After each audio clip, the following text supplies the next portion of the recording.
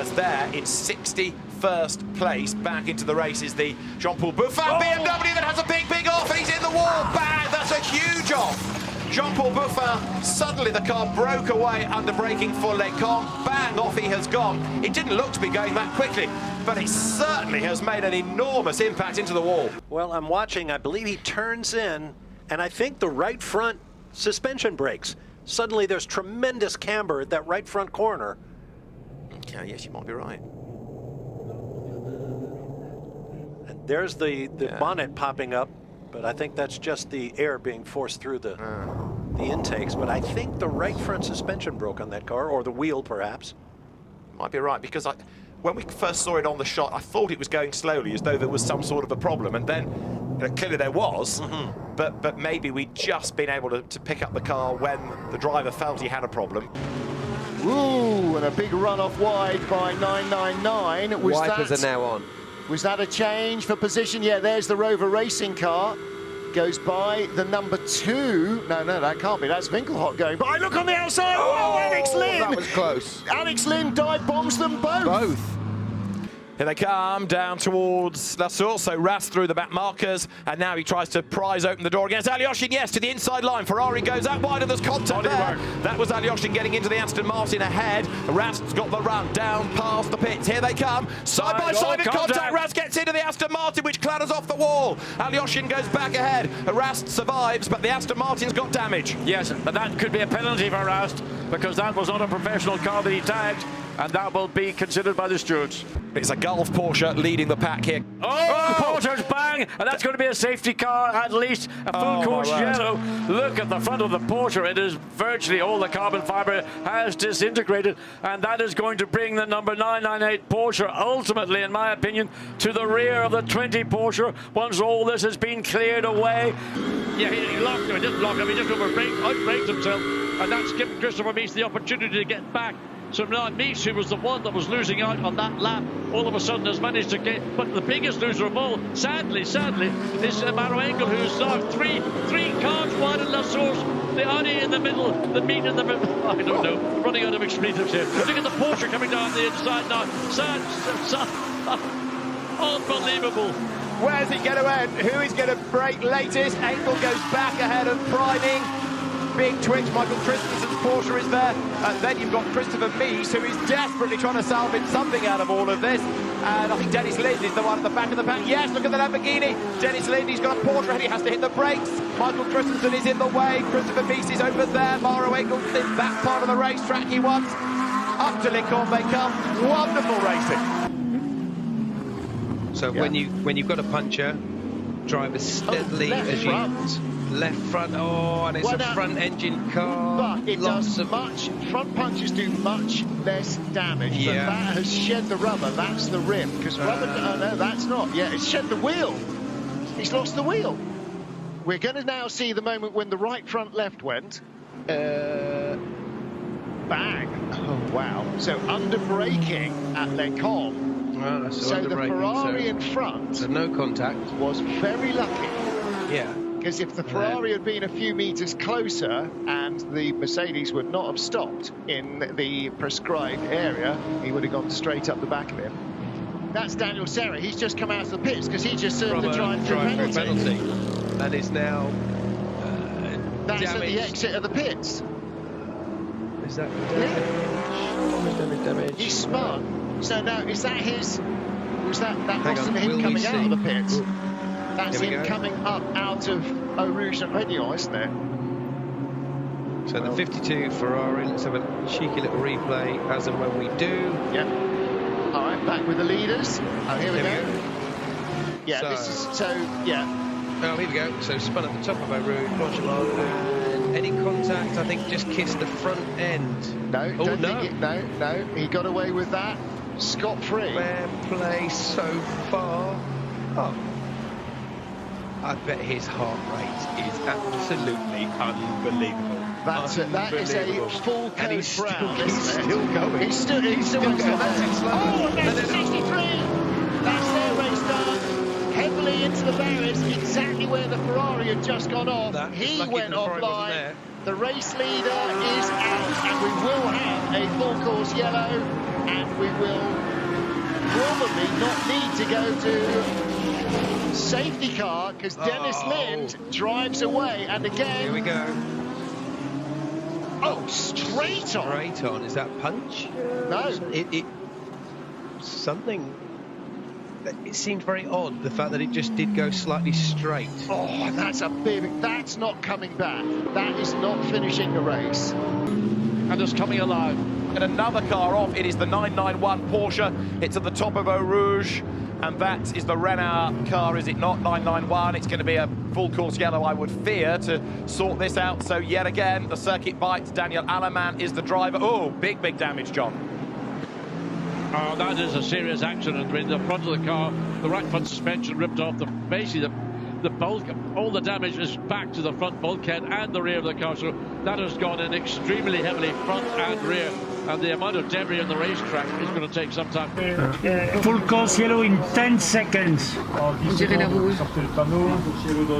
5, 4, 3, 2, 1. Full course yellow now. Another full course yellow. 991 is off the road, and the car is very badly damaged indeed. So that's another one to cross off the entry list, I'm afraid. Now let's try and have a look at it. Was it 1 into 2? An Aston spins, and it's a spin behind. Look, the Aston's gone around. The Porsche has spun behind it, almost in sympathy, and back. Yes. So where did the Lamborghini come off? It's just piled in. Oh, there we go. That's what happened. That's why. The Lamborghini tried to squeeze through between the barriers and the rear of the Porsche. Wasn't enough room. So here's the view. I mean, the Aston, a massive spin for the Aston. Yeah. The Porsche manages to get around that. Then, I mean, we've seen this happen before at Radio when a car. Well, look at the bodywork. I mean, there's so much debris in the racetrack. And then the Lamborghini tried to squeeze around. Race leader Raffaele Marcello still on slick tires. Slithers, overshoots. Can he get back on the racetrack? Look at same for Bortolotti and look, come Lettergard, the lead 3 cars all go skating. Now Marcello's come in. There's Bortolotti. Yeah, they're all 3 deciding they have to come in. They've got to. That is the weirdest line ever, isn't it, to come into the pit lane through the chicane? But inevitable. The car, there are more at it. Look, who was 4th? Because more of them just ran out of grip. Mathieu Jaminet's in, and there's a spinning Audi that's arrived on the scene, but quickly hooks a gear and gets going, and there are more going up the escape road. It's not that there's oil on the road, it's just that there's so much water and they're on slicks. Yeah, well, it's standing water on the braking area as they come into turn 18, and that's what caught. Look, another car just about to cut across the inside. Wow, and gathers it up. And that's one of the Aston Martins. It is, and there's a spin there, which might be another Aston Martin. You can see the corner, the braking marker zones, those have been hammered and trampled with them. Well, one of them has, certainly. Yeah. But you don't want to be parked there for too long, do you? Not at all. Well, you don't want to be parked anywhere around a racetrack when cars are literally just skating around. Look at that, the headlights looming large. Traffic playing a factor, and that was more than just looming large. That looks like contact, that looks like diffuser damage to me. Yeah. And I wonder about the splitter on the Ferrari. And how much is that going to have an impact now? The aero slightly distorted at the rear of the Lamborghini, but how close was that? Slicing the diffuser to an extent, just trimming it, and then round the outside through Les Combes. Forced off the road was Pierre Guidi, but he was having none of that. Elbows out, back through on the inside. So on lap 108, we have a new race leader, and it's as frantic as anything. Big drama there. That's your Am Cup leader off the road, Nicky Leutwiler. He's gone off the road up at the top of Radiant, so 23, Nicky Leutwiler off the road. That's going to bring out the full course yellow, and all of a sudden, this is going to shuffle things around, isn't it? This might have played into the hands of the Ferrari because we're expecting it in this time. Full course yellow in 10 seconds. Here's the replay. That's Nicky Leutwiler. He's got it wrong, hasn't he, coming through Eau Rouge, and it's all wrong coming up Radiant, and that's a big hit back and front into the barriers. The only good news, if you like, is that he did that on his own and didn't involve anybody else. And Nick Tandy, who was behind the big accident at the start of the race and went the right way, was behind that one as well and went the right way. So good news for Nick on both occasions. Nicholas Nielsen has found himself in a difficult situation because he's trapped with the back markers and his natural pace. Again, wipers going, look, round the outside, what's going on? The Audi trying to find a way through. Has the Audi taken the lead? Over the curb, he has taken the lead, but he's overrun the circuit. Get back on, don't try and shortcut it. Let the Ferrari go ahead, you will. That's it. He's given back the lead. Wow, that was all because of a number of cars with the race leader in the middle of them, not knowing where to go. So the field then now streams uphill for the first time, if you like, from a proper flying racing lap. 3 wide in the mid-pack. Ezekiel Perez compact in the Mercedes with lots of grunts in a straight line. Streams round the outside. Also here, the Sky Tempesta Racing Mercedes out of the Haupt Racing Team stable tries to gain places. Loris Spinelli at the wheel of it. He races these cars in America with Alacrity, and he goes through there. Oh, wow, what's happened to this? That's a big impact, and that's the Nicholas Bart Gilles Magnus Audi, which I think is Cesar Gazzo now at the wheel of it. It is, and Cesar Gazzo has gone off the road, presumably coming out of Blanchimont. He's done damage to the front of the car. He's got the Santanot Junior Team Audi, or what's left of it, into the pit lane. Damage, sizable damage on the left front, and here he goes. And sideways. Yeah, it was Blanchimont. Wait for the bang. Yes, indeed. Oh, I mean, that's a heavy impact on the left front. And the bodywork, apart from anything else. Oh, is this going to be a contact between 2 cars? It is. It is. The Mercedes tags the rear of the McLaren, and it turns sharp right. And, well, you can see, look at the bodywork shredded. And of course, remember McLaren, let's look at it from this head-on view. There he goes, and he hits that. That's a big, big impact. But remember, the McLaren has got what they call a monocell. It's a full carbon fiber chassis. It's, I think, the only GT car currently compete. Is he going to? Oh, he had a half a look about it, but the Aston covered it. Oh, and the team gets wide now. This is a chance for Gugno. Better drive off the chicane. Are they going to come side by side? Gugno has done enough. I think he'll be on the outside of the road coming into the corner, but Nicky Team's going to stick the Aston Martin down the inside and deny. Side by side out of the corner. Now, let's see who's got more grunt down the hill. Nicky Team comes out ahead.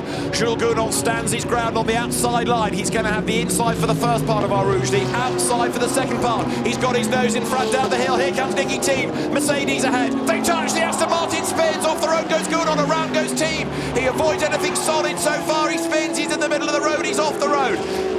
Jules Gounon keeps going. Nicky Team, after a monster spin, gets going again. That was a proper Code Brown moment. He's got going. He's avoided hitting anything or being hit by anybody. But he have 4 tyres that'll be like threepenny bits. They'll be flat spotted so bad he's slowing down. Now, has he got a serious problem or not, or is that simply the vibration from those 4 He's wheels got a of puncture, tires? has he? He may have actually, in that spin, he might have actually, you know, you'd see the rubber falling off it. So when he was spinning, he's probably gone through the carcass of the tyre. Yeah. We've seen that happen earlier this year. A tyre, there was actually a hole in it where a car had spun, and it spun through the carcass, through the cords, and the tyre just, wow, what an exciting moment that was. Especially if you're a Nicky Team. The rain is coming down. That is the car that's on slick tyres. The Iron Lynx Ferrari with under an hour to go, tiptoes round. Is it going to bail? Is it going to stay out? What weather information does the Italian team have at its disposal? They would be sitting beside WRT. They would have understood what they've done. They didn't do it just because it was a roll of the dice. They did it because they understood the weather. They've got to see, I suspect, that the Porsche comes in. Ferrari, no! Oh. Alessandro Pierguidi has decided to brave it out. That is a massive roll of the dice. Everybody's rolling the dice here. It's like being in Las Vegas. That is a big risk, well, that capital risk, isn't it? Underlined in red ink. That car tiptoes on, but it's going to be losing masses of time to the wet shod Audi. And there is drama now. That might change things completely, because off the road has gone 9-11, and more of them on slick tyres arrive. 3-4 cars involved. Now potentially full course yellow will come. And look, there's another car off the road there heading towards the barrier. The 50 Mercedes slews sideways. There's another Ferrari pirouetting. The yellow flags wave, and Alain Adam is going to have to make a call in a moment. The yellow flags are there, and cars get away from the scene of the crime, diving for the pit lane. Well, the road clears itself. Everybody's got the chance to back off, except another Mercedes spins into the stop chicane. The drivers have the ability, and the teams will be shouting on the radio, go slow, and that's the leader who's barely going to make the corner. Pierguidi tiptoes around. He just gets away with it. That's the pit lane shot. Look how wet it is, but they're all coming in for wet tyres. So right now, Dries van Thor on wets is in the box seat here at Spa. As there we see Dries van Thor, who is on those wet weather tyres. We queried the decision of WRT to do this, but they had the weather app. Look, bring that car in now. There must be at least an inch of water. Look, the puddles as well. I've always wanted to cover powerboat racing. Here it is then. So in paddles the Ferrari, and Iron Lynx looks as though it is going to be denied because of the weather, and you can never rule out WRT. There is Vantor. Look at the way the gap had come down anyway, but now the Audi is going to get the race lead, and this has got to be an absolutely electric pit stop from Iron Lynx, but the weather looks like it's going to thwart them of a chance of a win. Can you believe it?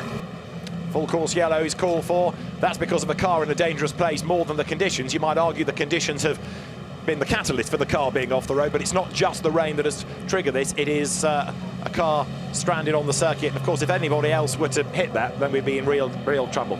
It was up at the top of the watch and see. Like, watch coming down the hill. Look at this. Like a toboggan. Wow, how it got away with it. Did it clip the barrier? He's not hit a thing. I think he might have just skimmed the barrier. Oh, he did. He hit it. Maybe just a very minor part. That was the Inception McLaren. How it didn't pile into the barrier. Now cars coming behind. Honestly, I'm not persuaded. Look at that. Brendan Aribe at the wheel of the McLaren.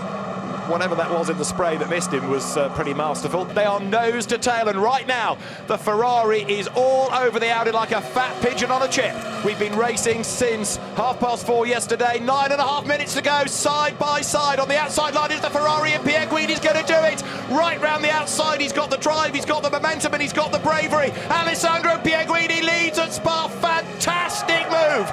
Move of the day. Delight at Iron Lynx.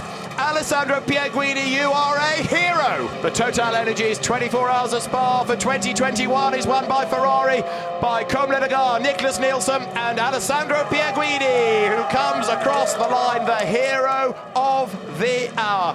An outstanding drive, an outstanding team effort. Full course yellow, we've got a car off on the right hand of the circuit at turn 7, the Lippert Lamborghini sitting side on the left, rear wheels, that's the important bit, in the gravel. So who spun first? It's the, well, wait for it, is that, well, the Lamborghini spinning. How did the Mercedes end up on the other side of the track? Here it is, coming backwards. No, there's the Lamborghini sitting sideways. And the Thieber car, it caught the tail. So the Mercedes that caused the incident got away scot-free around the outside of the gravel trap. And really, unfortunately for Yannick Mettler, it was about the 10th car pass, but unfortunately the tail of the Lamborghini was in the track. It was then rotated through 180 degrees. There you can see the hit from the bottom of the hill. Great direction there to pick up all of that, and neither party was the guilty party in that equation. Is Mattia Caroli, and we've got probably on the two Kemmel cars Straight. involved. That is halfway up the Kemmel Straight, and coming through the shot there with the pink top of the... Well, it might be in the cars within the top 10, because we saw the car in 7th place. 998. Okay, Neil Verhagen and Charles Weerts have come together. I thought 5th and 6th. So the field coming up to the top of the straight. This is Marcello leading in, and one car going off to the one side of the track and then coming back across. That would be the BMW, Neil Verhagen's car, slamming across and leaving absolutely nowhere to go there for the Audi in behind. This is on board with Charles Weerts, car 32. Well, he's been given a thump up the rear, so he's completely innocent in all of that. But then that horrific moment, you're sitting facing sideways on, and then fortunately for him going off the side of the track, so out of the way of all the other cars behind. That wasn't Verhagen going side to side, that was Weerts. That was Weerts, got turned around. Yeah, Weerts went to the right and then across to the left. Spat across. Can the Almanar Mercedes hold on from Augusto Farfus? Lucas Auer, who of course not that many years ago was testing a Force India Grand Prix car. They're going to catch the Grove Porsche at exactly the wrong moment for the Almanar Mercedes. Can the BMW out-drag it and sprint to the braking zone and come around the outside of the chicane? Farfus goes for it. Absolutely perfect, but watch for Gilles Magnus. Magnus is going to get past the Almanar Mercedes as well and might just get the throttle application to get past the WRT BMW in the same breath. Hanging on the inside. Wait for it in the braking zone. Is that going to be enough for Farfus to hang on? Here comes the Robo BMW to lap them all. Please don't hit us. Philippe Eng, his 3rd Spa 24-hour success, a 2nd in the event for Rover Racing, a 25th for BMW. Checkered flag at the ready for Crowdstrike. 24 hours of Spa won by Rover Racing BMW for Nick Yellerly, Marco Wittmann and Philippe Eng across the line. They win at the end of the 2023 edition of the race. The checkered flag is waved. The BMW team celebrates 537 laps done in 24 hours, a minute and 15 seconds.